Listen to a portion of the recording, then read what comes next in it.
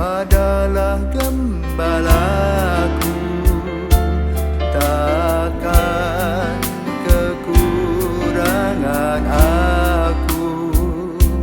Ia membaringkan aku di padang berumput hijau.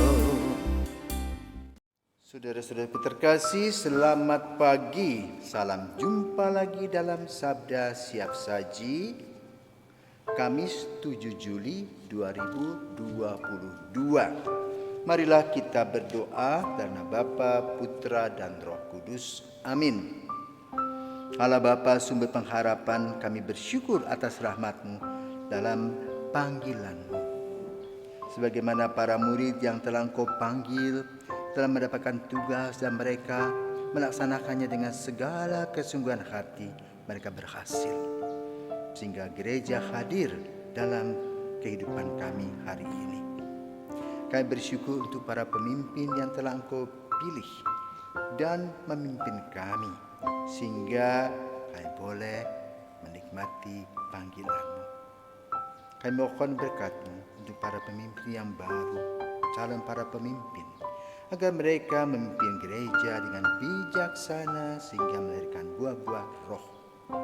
Demi Kristus Putra-Mu dan pengantara kami, kini dan sepanjang masa. Amin. Tuhan bersamamu dan bersama rohmu. Inilah Injil Yesus Kristus menurut Matius. Dimuliakanlah Tuhan. Pada waktu itu Yesus bersabda kepada ke-12 murid-Nya, "Pergilah dan wartakanlah kerajaan surga sudah dekat. Sembuhkanlah orang sakit, bangkitkanlah orang mati, tahirkanlah orang kusta, usirlah setan-setan. Kalian telah memperolehnya dengan cuma-cuma. Karena itu berilah pula dengan cuma-cuma. Janganlah kalian membawa emas atau perak atau tembaga dalam ikat pinggangmu. Janganlah kalian membawa bekal dalam perjalanan. Janganlah kalian membawa baju 2 helai, kasut atau tongkat, sebab seorang pekerja patut mendapat upahnya. Apabila kalian masuk kota atau desa, carilah di situ seorang yang layak dan tinggallah padanya sampai kalian berangkat. Apabila kalian masuk rumah orang, berilah salam kepada mereka. Jika mereka layak menerimanya, salammu itu turun kepadanya. Jika tidak, salammu itu kembali kepadamu. Dan apabila seseorang tidak menerima kalian dan tidak mendengarkan perkataanmu, keluarlah dan tinggalkanlah rumah atau kota itu, dan kebaskanlah debunya dari kakimu. Aku berkata kepadamu, sungguh pada hari penghakiman tanah Sodom dan Gomora akan lebih ringan tanggungannya daripada kota itu." Demikianlah sabda Tuhan. Terpujilah Kristus. Ada berita heboh tentang panggilan. Di Jakarta ada sebuah keluarga yang berkarya berkaitan dengan aluminium. Sebagai keluarga, sebagai ayah dan ibu, tentu mereka berdua berusaha untuk mengumpulkan rupiah demi rupiah bagi anak-anaknya. Sebagai pengusaha sukses, kemudian mereka mengirim anaknya ke Amerika untuk studi,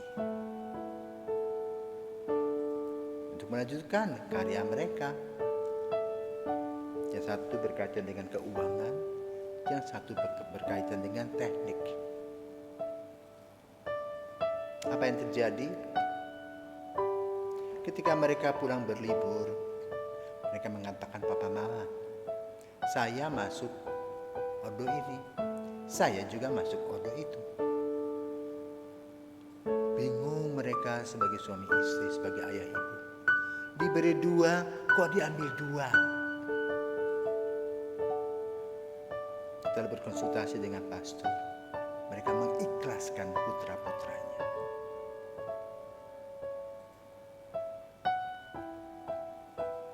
Saudaraku terkasih, itulah misteri atau rahasia panggilan.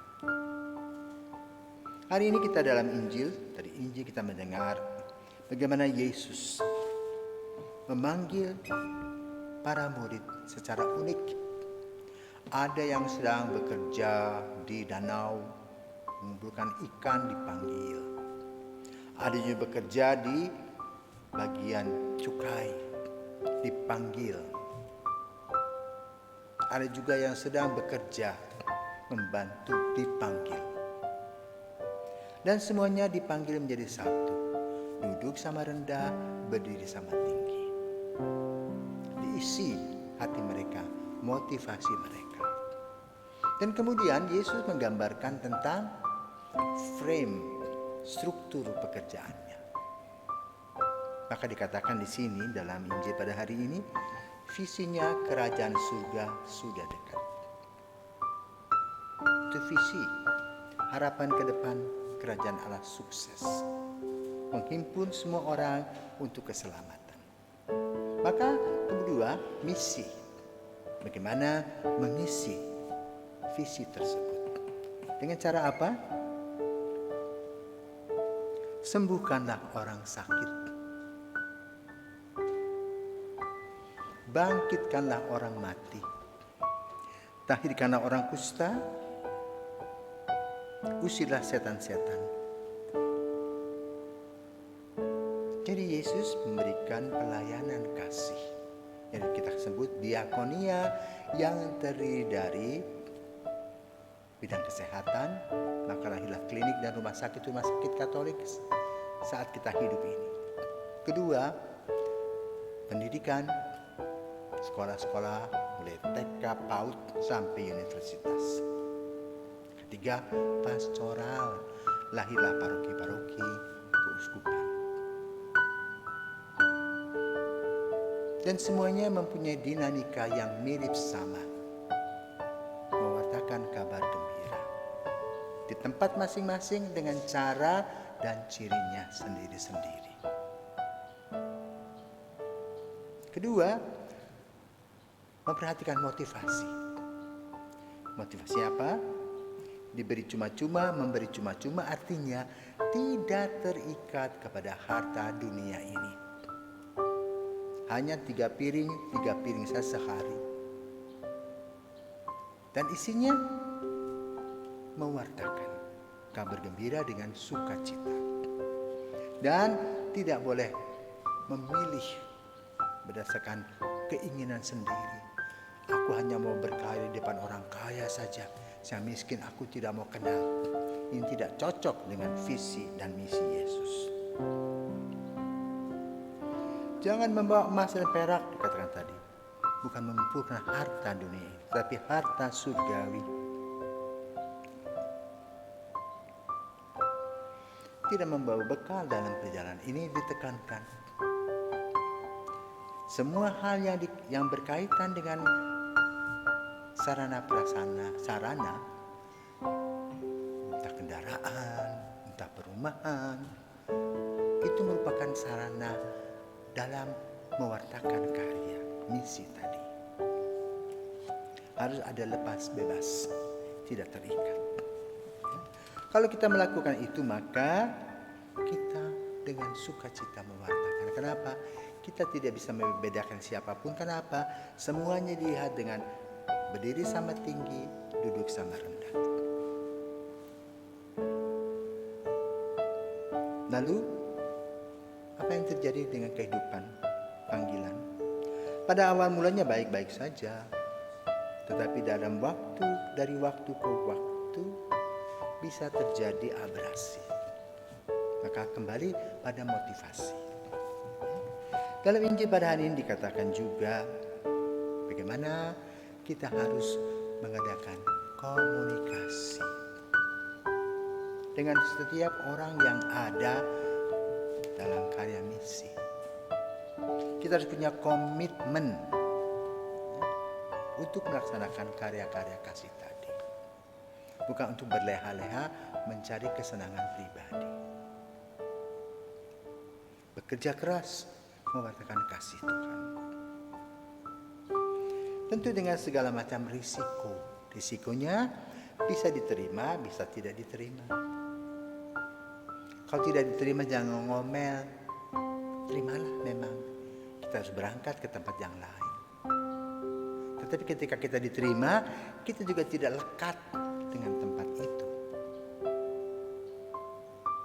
Sehingga kalau kita melakukan itu, berlawanan dengan sifat lepas bebas sebagai seorang misionaris. Misionaris bisa domestik, bisa juga internasional. Semuanya satu dan sama, mengikuti perjalanan dan karya Yesus. Maka berbahagialah orang yang bisa menjawab dan mengikuti Yesus dengan kepolosan hati, dengan ketulusan. Maka dia akan mengalami kegembiraan secara rohani. Bahwa biarpun penuh dengan keburukan, Tuhan memilih orang yang buruk ini untuk dijadikan, untuk memberi motivasi orang lain dalam mengikuti Kristus. Semoga para imam, biarawan-biarawati senantiasa mewartakan kabar gembira, lepas bebas, dan sukacita. Karena Yesus yang memilih, Yesus sendirilah yang menyediakan. Tuhan memberkati.